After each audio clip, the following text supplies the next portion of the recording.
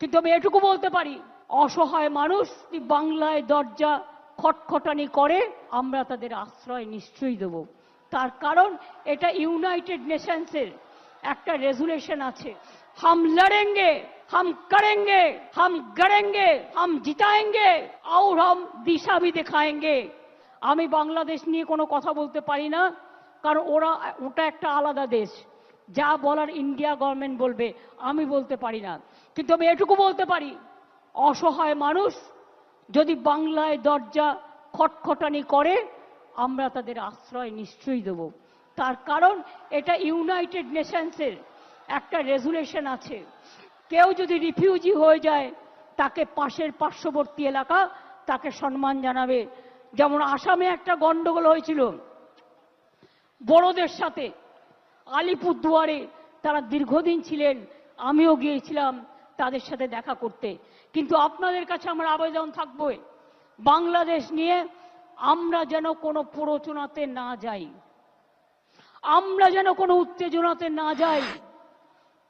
আমাদের সহমর্মিতা, আমাদের দুঃখ, সে যারই রক্ত ঝরুক তাদের জন্য আছে।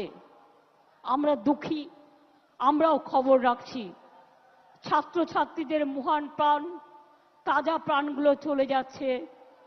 আমরা তাদের সকলকে, আমার অন্য কিছু বলার নেই।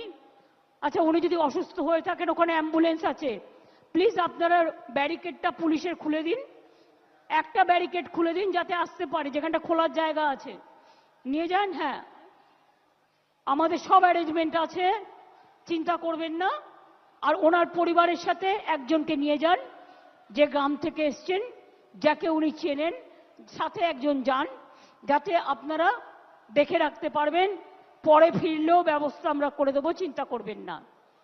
আমি এটুকু বলে দেখুন, আমি আমার বক্তৃতা শেষ করবার আগে রৌদ্র ওঠালাম, তারপরে বক্তৃতা শেষ করছি। ঝড় এলো, বৃষ্টি এলো, বর্ষা এলো, দুর্যোগ এলো, আবার কেটে গেল। দুর্যোগ একটা শব্দ, শুনলেই সবাই ভয় পায়। ভয় পাবার জায়গা নেই, মনে রাখতে হবে, আমি ভয় করব না, ভয় করব না, আমি ভয় করব না, ভয় করব না। আমরা লড়াই করব।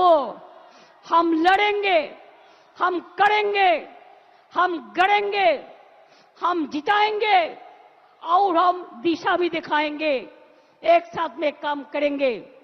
মনে রাখবেন, লড়তে হবে, গড়তে হবে, চলতে হবে। আর আমি মনে করি তৃণমূল কংগ্রেসের কোনো নেতা নেই, কোনো কেউ কেটা নয়, আমরা সবাই কর্মী। যেদিন থেকে দল তৈরি হয়েছিল এই কথাটাই বলেছি, আমরা কেউ নেতা নই, কর্মীরা ছাড়া কোনো কিছু হতে পারে না। কর্মীরা আমাদের সম্পদ।